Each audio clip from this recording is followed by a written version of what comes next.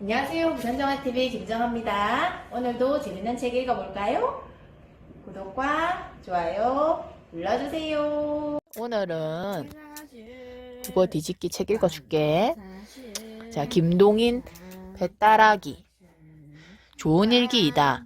좋은 일기라도 하늘에 구름 한 점 없는 우리 사람으로서는 감히 접근치 못할 위험을 가지고 높이서 우리 조그만 사람을 비웃듯이 내려다보는 그런 교만한 하늘은 아니고 가장 우리 사람의 이해자인 듯이 낮게 뭉글뭉글 엉키는 분홍빛 구름으로서 우리와 서로 손목을 잡자는 그런 하늘이다.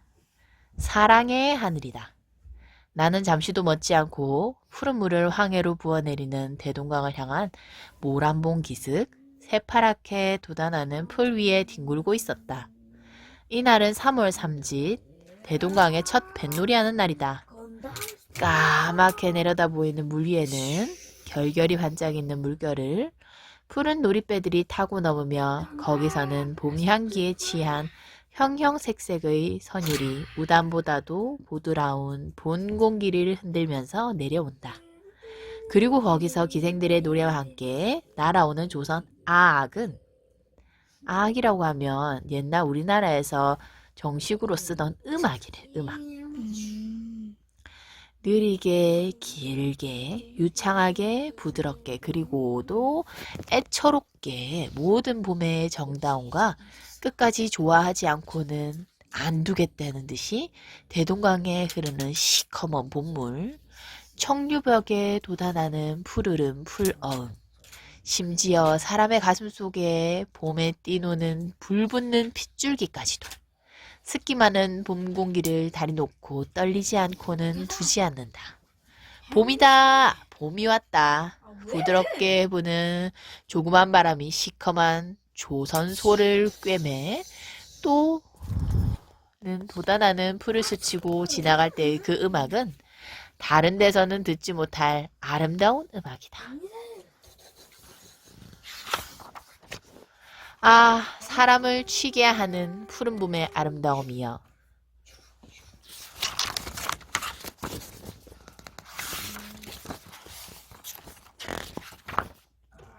15살의 동경 생활에 마음껏 이런 봄을 보지 못하였던 나는 늘 이것을 보는 사람보다 곱 이상의 감명을 여기서 받지 않을 수 없다. 평양 성내에는 겨우 툭툭 터진 땅을 헤지며 파릇파릇 돋아나는 나무새귀와 돋아나는 벌들의 어음으로 봄이 온 줄 알 뿐 아직 완전히 봄이 안 이르렀지만 이 모란봉 일대와 대동강을 넘어 보이는 가나안 옥토를 연상시키는 장림에는 마음껏 봄의 정다움이 이르렀다. 그리고 또 꽤 자란 밀, 보리들로 새파랗게 장식한 장림의 그 푸른빛, 만족한 웃음을 띠고 그 벌에 서서 내다보는 농부의 모양은 보지 않아도 생각할 수가 있다. 구름은 자꾸 하늘을 날아다니는 모양이다. 그 밀 위에 빛이었던 구름의 그림자는 그 구름과 함께 저편으로 몰려가며 거기는 세계를 아까 만들어 놓은 것 같은 새로운 녹빛이 퍼져나간다. 바람이나 조금 부는 데는 그 잘 자란 밀들을 물결과 같이 누웠다 일어났다 일록일청으로 춤을 춘다. 그리고 봄의 한가함을 찬송하는 솔개들은 높은 하늘에서 동그라미를 그리며 더욱더 아름다운 봄의 향그러움을 더한다. 따스한 봄장의 솟아나리다. 따스한 봄장의 솟아나리다. 나는 두어 번 소리나게 읊은 뒤에 담배를 붙여 물었다.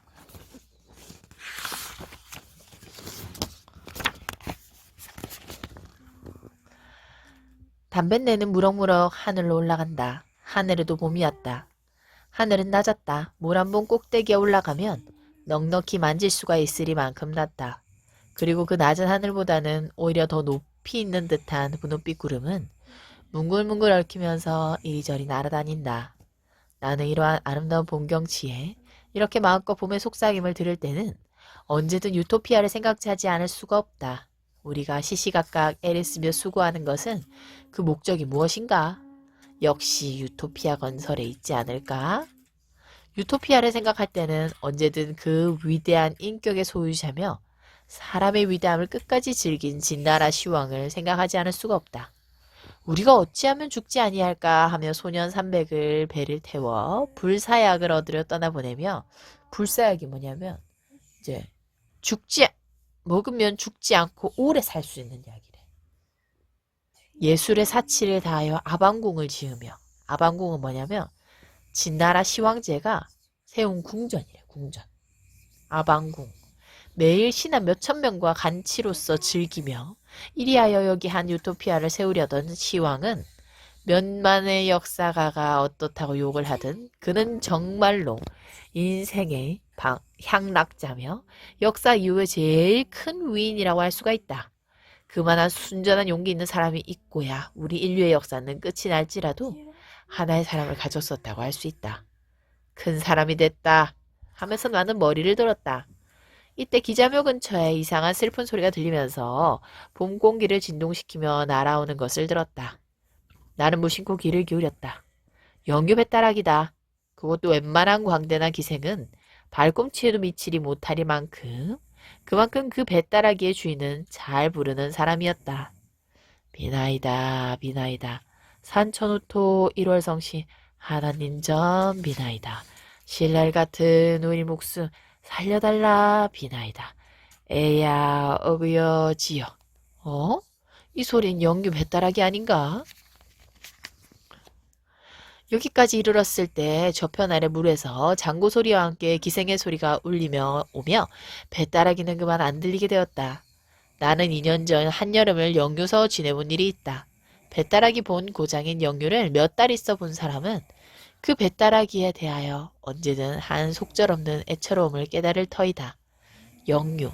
이름은 모르지만 X산에 올라가서 내다보면 앞은 망망한 황해이니 거기 저녁 때의 경치를 한번 본 사람은 영구히 잊을 수가 없으리라. 불덩어리 같은 커다란 시뻘건 애가 남실 넘치는 바다에 도로 빠질 듯, 도로 솟아오를 듯 춤을 추며 때때로 보이지 않는 배에서 배따라기만 슬프게 날아오는 것을 들을 때면 눈물 많은 나는 때때로 눈물을 흘렸다. 이로 보아서 어떤 원의 아내가 자기의 모든 영화를 낡은 슌과 같이 내어 던지고 뱃사랑과 정처 없는 물길을 떠났다 함도 믿지 못할 말이라 할 수가 없다. 영유서 돌아온 뒤에도 그 배따라기는 내 마음에 깊이 새겨져서 잊을래야 잊을 수가 없었고 언제 한번 다시 영유를 가서 그 노래를 한번 더 들어보고 그 경치를 다시 한번 보고 싶다는 생각이 늘 떠나질 않았다. 장구 소리와 기생의 소리는 먹고 배따라기만 슬프게 날아온다. 결결이 부는 바람으로 말미암아 때때로는 들을 수가 없으되 나의 기억과 곡주를 부합하여 들은 배따라기는 여기 있다. 강변에 나왔다가 나를 보더니만 혼비백산하여 꿈인지 생신지 꿈인지 와륵 달려들어 섬섬옥수로 붙여잡고 호천만극 하는 말이, 호천만극이 뭐냐면 하늘이 넓고 끝이 없다라고 하는 부모님의 큰 은혜를 말하는 거예요. 하늘로서 떨어지며 땅으로서 솟아났다.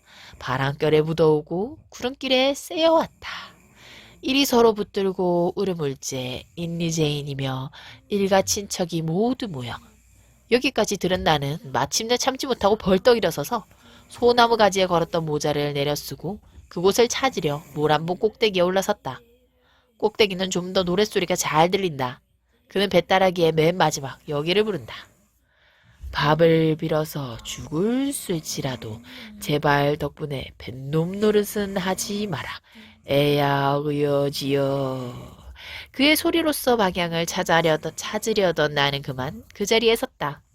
어딘가 기자묘 혹은 을밀대. 그러나 나는 오래 서 있을 수가 없었다. 어떻든 찾아보자 하고 현무문으로 가서 문 밖에 썩 나섰다. 기자묘의 깊은 솔밭은 눈앞에 쫙 퍼진다. 어딘가? 나는 또 물어보았다. 이때 그는 또다시 배따라기를 첫 번부터 부른다. 그 소리는 왼편에서 온다. 왼편이구나 하면서 소리 나는 곳을 더듬여 소나무 틈으로 한참 돌다가 겨우 기자묘 치고는 그중 하늘이 넓고 넓은 곳에 혼자서 뒹굴고 있는 그를 찾아내었다. 나는 생각한 바와 같은 얼굴이다. 얼굴, 코, 입, 눈, 몸집이 모두 네모나고 그의 이마에 굵은 주름살과 시꺼먼 눈썹은 고생 많이 함과 순진한 성격을 나타낸다. 그는 어떤 신사가 자기를 들여다보는 것을 보고 노래를 그치고 일어나 앉는다. 왜? 그냥 하지요. 하면서 나는 그의 곁에 앉는다. 할 뿐 그는 눈을 들어서 한 터진 하늘을 쳐다본다. 좋은 눈이었다. 바다의 넓고 큼이 유감없이 그의 눈에 나타나 있다. 그는 뱃사람이다. 나는 짐작하였다. 고향이 영유요? 예, 영유서 나가기는 했지만 한 20년 영유를 가보지 않았지요. 왜 20년씩 고향에 안 가요? 사람의 일이라니 마음대로 냅댈까? 그는 왜 그러는지 한숨을 짓는다. 그저 운명이 제일 힘셉디다. 운명의 힘이 제일 세다는 그의 소리엔 사귀지 못할 원함과 뉘우침이 섞여 있다. 그래요? 나는 다만 그를 쳐다볼 뿐이었다. 한참 잠잠하니 있다가 나는 다시 말하였다. 자, 노영의 경험담이나 한번 들어봅시다. 감출 일이 아니면 한번 이야기해보소. 감출 일은. 그럼 어디 한번 들어봅시다, 어려. 그는 다시 하늘을 쳐다보았다. 그러나 좀 있다가 아디오 하면서 내가 담배 붙이는 것을 보고 자기도 담배를 물고 이야기를 꺼낸다. 19년 전 8월 열 하루날 일인데요. 하면서 그가 이야기한 바는 대략 이와 같은 것이다. 그가 살던 마을은 영유고을서 한 20리 떠나 있는 바다를 향한 조그만 동리다. 그 살던 그 조그만 마을에는 그는 꽤 유명한 사람이었다. 그의 부모는 모두 10대세 났을 때 없었고 남은 친척이라곤 곁집에 딴살림하는 그의 아우 부처와 자기 부처뿐이었다. 그들 형제가 그 마을에서 제일 부자고 또 제일 고기잡이를 잘하였고 그중 글이 있었고 배따라기도 그 마을에선 빼나게 그 형제가 잘하였다. 말하자면 그 형제가 그 동리 대표적 사람이었다. 8월 보름은 추석 명절이다. 8월 열 하룻날 그는 명절에 쓸 장도 볼 겸 그의 아내가 늘 부러워하는 거울도 하나 사올 겸 장으로 향하였다. 당손네 집에 있는 것보다 큰 것이요. 잊지 말고요. 그의 아내는 길까지 따라 나오면서 잊지 않도록 부탁하였다. 안 잊어. 하면서 그는 떠오는 새빨간 햇빛을 앞으로 받치면서 자기 마을을 나섰다. 그는 아내를 고마워했다. 그의 아내는 촌에는 드물게 연연하고도 예쁘게 생겼었다. 성내 된주골을 가도 그만한 거 쉽지 야가지요.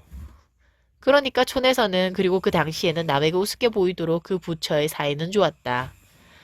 늙은이들은 계집에게 혹하지 말라고 흔히 그에게 권고하였다. 부처의 사이는 좋았지만 아니 오히려 좋음으로 그는 아내에게 시기를 많이 하였다. 품행이 나쁘다는 게 아니라 그의 아내는 대단히 쾌활한 성질로서 아무에게나 말을 잘하고 애교를 잘 부렸다. 그 동네에서는 무슨 명절이나 되면 집이 그중 깨끗함을 핑계삼아 젊은이들이 모두 그의 집에 모이곤 하였다. 그 젊은이들은 모두 그의 아내에게 아주머니라고 부르고 그의 아내는 아내대로 아즈바니 아즈바니 하면서 그들을 짓거리고 즐기며 그 웃기 잘하는 입에는 늘 웃음을 흘리고 있었다. 그럴 때마다 그는 한편 구석으로 눈만 흘금거리며 있다가 젊은이들이 돌아간 뒤에 붉은 목직하고 아내에게 덤벼들어 발길로 차고 때리며 이전에 사가다 주었던 걸 모두 걷어올린다. 싸움을 할 때는 언제든 곁집에 있는 아우부처가 말리러 오며 그렇게 되면 언제든 아우부처까지 때려주었다. 그가 아우에게 그렇게 구는 데는 이유가 있었다. 그의 아우는 촌 사람에게는 다시 없도록 늠름한 위험이 있었고 맨날 바닷바람을 쐬었지만 얼굴이 희었다. 이것뿐으로도 시기가 된다 하지만 특별히 그의 아내가 그의 아우에게 친절히 하는 데는 그는 속상하여 못 견디었다. 그가 영유를 떠나기 반년 전쯤, 다시 말하자면 그가 거울을 사러 장에 갈 때부터 반년 전쯤 그의 생일날이었다. 그의 집에서는 음식을 차려서 잘 먹었는데 그에게는 한 버릇이 있어서 맛있는 음식은 남겨두었다가 좀 이따 먹고 하는 것을 예사로 하였다. 그의 아내도 그 버릇은 잘 알 터인데 그의 아우가 점심때쯤 오니까 아까 그가 아껴서 남겨두었던 그 음식을 아우에게 주려고 했다. 그는 눈을 부릅뜨고 못 주리라고 암호를 하였지만 아내는 그걸 보았는지 못 봤는지 그의 아우에게 주어버렸다. 그는 마음속이 자무 편치 못하였다. 트집만 있으면 인연을 그는 마음먹었다. 그의 아내는 시아오에게 상을 준 뒤에 물러오다 그만 그의 발을 조금 밟았다. 인연! 그는 힘껏 발을 들어 아내를 냅다 찼다. 그의 아내는 상 위에 거꾸러졌다 일어난다. 이년! 사나이 발을 짓밟는 년이 어딨어? 거 좀 밟아서 발이 부러더 쉐까? 아내는 낯이 새빨개져서 울음 섞인 소리로 고함친다. 이년 말대답이! 그는 일어서서 아내의 머리채를 휘어잡았다. 형님 왜 이러십니까? 아우가 일어서면서 그를 붙잡았다. 가만히 있거라 이놈 자식! 하면서 그는 아우를 밀친 뒤에 아내를 되는 대로 내려 찢었다. 죽일 리는 나가거라! 죽여라. 난 죽어도 이 집에서 못 나가. 못 나가? 못 나가니 않고 네 집이게. 이때다 그의 마음에는 그 못 나가겠다는 아내의 말이 푸딜이 박혔다. 그 이상 때리기가 싫었다. 우두커니 눈만 흘리고 있던 그는 망할련 그럼 내가 나갈라 하고 그만 문 밖으로 뛰어나가서 형님 어디 갑니까? 하는 아우의 모래는 대답도 아니하고 곁동리 탁주집으로 뒤도 안 돌아보고 가서 거기 있는 술 파는 계집과 술상에 마주 앉았다. 그날 저녁 얼근히 취한 그는 아내를 위해 떡을 한도너치 사가지고 집으로 돌아왔다. 이리하여 또 서너 달은 평화가 이르렀다. 그러나 이 평화가 언제든 연속할 수는 없었다. 그의 아우로 말미암아 또 평화가 쪼개져 나갔다. 5월 초순부터 영유 고울 출입이 잦았던 그의 아우는 5월 금은께부터 고울서 며칠씩 묵어오는 일이 많았다. 함께 고울에 첩을 얻어두었다는 소문이 퍼졌다.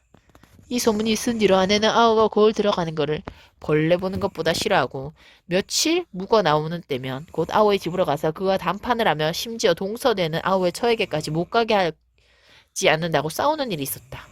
7월 초순께 그의 아우는 고을에 들어가서 열흘쯤 묵어온 일이 있었다.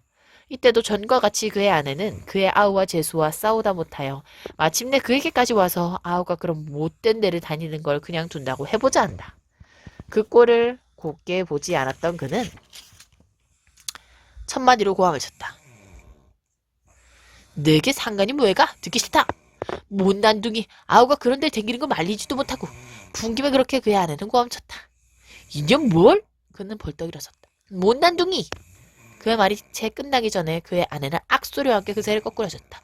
이년 사나이에게 그따위 말보시는 벼만! 애미네 때리는 거 어디서 배웠노 못난둥이! 그의 아내는 울음 섞인 소리로 부르짖었다. 상경 그냥 나갈! 우리 집에 있지 말고 나갈! 그는 내리찌으면서 부르짖었다. 그리고 아내를 문을 열고 밀쳤다. 나가지 않으리! 하고 그의 아내는 울면서 뛰어나갔다. 망할려! 토하듯이 중얼거리고 그는 자리에 주저앉았다. 그의 아내는 해가 지고 어두워져도 돌아오지 않았다. 일단 내쫓기는 하였지만 그의 아내의 돌아옴을 기다리고 있었다. 어두워져서도 그는 불을 안 켜고 성이 나서 우두루들 떨면서 아내가 돌아오길 기다렸다. 그러나 그의 아내는 참 기쁜 듯이 웃는 소리가 그의 아우 집에서 밤새도록 울렸다. 그는 꿈쩍도 않고 그 자리에 앉아서 밤을 새운 뒤에 새벽 동터 올 때 아내와 아우를 죽이려고 부엌에 들어가 식칼을 가지고 들어와서 문을 벌컥 열었다.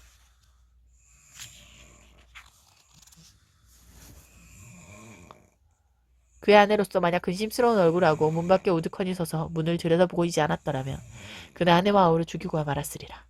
그는 아내를 보는 순간 마음에 가득 차는 사랑을 깨달으며 칼을 내어던지고 뛰어나가 아내의 머리채를 휘어잡고 인연! 하면서 들어오더니 뺨을 물어뜯으며 함께 이리저리 자빠져 뒹굴었다. 그런 이야기를 하려면 끝이 없으니 다만 그의 아내, 그의 아우, 세 사람의 삼각관계는 대략 이와 같았다. 거울은 마침내 장의 마음에 맞는 것이 있었다. 지금껏과 대보면 어떤 때는 코도 크게 보이고 입도 작게 보이는 것들이지만 그 당시에는 그리고 그런 촌에는 둘도 없이 기물이었다. 거울을 사가지고 장을 본 뒤에 그는 이 거울을 아내에게 주며 기뻐할 모양을 생각하며 새빨간 저녁 햇빛을 받은 넘치는 듯한 바다를 안고 자기 집으로 늘 들르던 탁주집에도 안 들르고 돌아왔다. 그러나 그의 집 앞방에 들어설 땐 뜻도 안 하던 광경이 그의 눈앞에 벌어져 있었다. 방 가운데 떡상이 있었고 그의 아우는 수건이 벗겨져 목 뒤로 늘어지고 저고리 고름이 모두 풀어져가지고 한편 모퉁이에 서 있었고 아내도 머리채가 모두 뒤로 늘어지고 치마가 배꼽 아래 늘어지도록 되어 있으며 그의 아내와 아우는 그를 보고 어찌할 줄 모르는 듯이 움직도 않고 서 있었다. 세 사람은 한참 동안 어이없이 서 있었다. 그러나 좀 있다가 마침내 그의 아우가 겨우 말하였다. 그놈의 쥐 어디 갔니? 쥐 훌륭한 지잡됐구나. 그는 말을 끝내지 않고 짐을 벗어버리고 뛰어가서 아우의 멱살을 그어쥐었다. 형님 정말 이놈 형수야, 그런 쥐 잡는 돈 어디니? 그는 아우의 따귀를 몇 번 때린 뒤에 등을 밀어 문 밖에 집어던졌다. 그런 뒤에 이제 자기에게 이를 매를 생각하고 우두루들 떨며 아랫목에 서 있는 아내에게 달려들었다. 이년 시아와 그런 쥐 잡는 년이 어딨어? 그는 아내를 거꾸로 때리고 함부로 내리찌었다. 정말 아이 죽겠다. 이년 너도 쥐 죽어라! 그의 팔다리는 함부로 아내의 몸 위에 오르내렸다. 아이 죽겠다. 정말 아까 적은이가 왔기에 떡 먹으라고 내놓았더니 듣기 싫다. 시아우 붙은 년이 무슨 잔소리. 아예 정말이에요. 쥐 한 마리나. 그냥 쥐? 쥐 잡으려다가 상견 죽을 물이라도 빠져 죽을. 그는 실컷 때린 뒤에 아내도 아우와 같이 등을 밀어내고 쫓았다. 그 뒤에 그의 등에로 고기 배뜨기 장사해라! 고 토하였다. 문풀이는 실컷 하였지만 그래도 마음속이 자무 편치 못하였다. 그는 아랫목에 가서 바람벽을 의지하고 실신한 사람같이 우두커니 서서 떡상만 들여다보고 있었다. 서편으로 바닥을 향한 마을이라 다른 곳보다는 늦게 어둡지만 그래도 술시쯤 되어서는 깜깜하니 어두웠다. 그는 불을 켜려고 바람벽에 떠나 성냥을 찾으려고 돌아갔다. 성냥은 늘 있던 자리에 있지 않았다. 그래서 여기저기 뒤적이 돌아가니까 어떤 낡은 옷 뭉치를 들칠 때마다 쥐소리가 나면서 무엇이 후다닥 뛰어온다. 그래야 저편으로 기어서 도망갔다. 역시 쥐됐구나. 그는 조그만 소리로 부르짖었다. 그리고 그만 자리에 맥없이 털썩 주저앉았다. 아까 그가 오지 못한 때의 광경이 활동사진과 같이 그의 머리에 지나갔다. 아우가 집에로 왔다. 아우에게 친절한 아내는 떡을 먹으라고 아우에게 떡상을 내놓았다. 그때 어디선가 쥐가 한 마리 뛰어나온다. 둘이서는 쥐를 잡으라고 돌아간다. 한참 성하던 쥐는 어느 구석에 숨어버린다. 그들은 쥐를 찾으려고 두리번거린다. 그때 그가 들어선 것이다. 쌍년 좀 있으면 안 들어오니? 그는 억지로 마음먹고 그 자리에 들어누웠다. 그러나 그의 아내는 밤이 가고 날이 밝기는커녕 해가 중천에 올라도 돌아오질 않았다. 그는 작자 걱정이 되어 찾아보러 나섰다. 아우의 집에도 없었다. 동리를 모두 찾아보아도 본 사람도 없다 한다. 그리하여 낮쯤 한 30리 내려간 바닷가에서 겨우 아내를 찾긴 했지만 그의 아내는 이전과 같은 생기로 산 아내가 아니고 몸은 물에 물어 곱이나 크게 되고 이전에 누르숨을 흘리던 예쁜이매는 거품을 잔뜩 물을 죽은 아내였다. 그는 아내를 얻고 집에 오기까지 정신이 없었다. 이튿날 간단하게 장사를 하였다. 뒤에 따라오는 아우의 얼굴에는 형님, 이게 웬일이오리까? 하는 듯한 원망이 있었다. 장사를 지낸 이튿날부터 아우는 그 조그만 마을에 없어졌다. 하루 이틀은 심상히 지냈지만 닷새 엿새가 지나도 아우는 돌아오지 않았다. 그래서 알아보니까 꼭 그의 아우와 같이 생긴 사람이 5, 6일 전에 맥산사 부찜을 하여 뛴 뒤에 빨간 저녁회를 등으로 받고 더벅더벅 동편으로 가더라 한다. 그리하여 열흘이 지나고 20날이 지났지만 한 번 떠난 그의 아우는 돌아올 길이 없고 혼자 남은 아우의 아내는 만날 한숨으로 세월을 보내게 되었다. 그도 이것을 잠자코 보고 있지 않을 수가 없었다. 그 불행의 모든 죄는 그에게 있었다. 그도 마침 뱃사람이 되어 적어나마 아내를 삼킨 바다와 늘 접근하며 가는 곳마다 아우의 소식을 알아보려고 어떤 배를 얻어 타고 물길을 나섰다. 그는 가는 곳마다 아우의 이름과 모양을 물었으며 아우의 소식은 알 수가 없었다. 이리하여 꿈결 같은 10년을 지나 9년 전 가을 탁탁이 낀 안개를 깨며 연한 바다를 지나가던 그의 배는 몹시 부는 바람으로 말미암아 파선하여 벗 몇 사람은 죽고 그는 겨우 정신을 잃고 물 위에 떠돌고 있었다. 그가 겨우 정신을 차릴 때는 밤이었다. 그리고 어느덧 그는 물 위에 올라와 있었고 그는 말리려고 새빨갛게 피워놓은 불빛으로 자기를 간호하는 아우를 보았다. 그는 이상하게 놀라지도 않고 천천히 물었다. 너 어떻게 여기 왔니? 형님, 그거 다 운명입니다.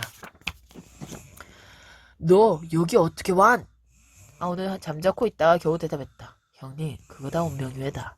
따뜻한 불기운에 잠이 들려 하던 그는 화다닥 깨면서 또 말했다. 10년 동안 되게 파리했구나. 형님 나도 변했거니와 형님도 되게 변하셨쇠다.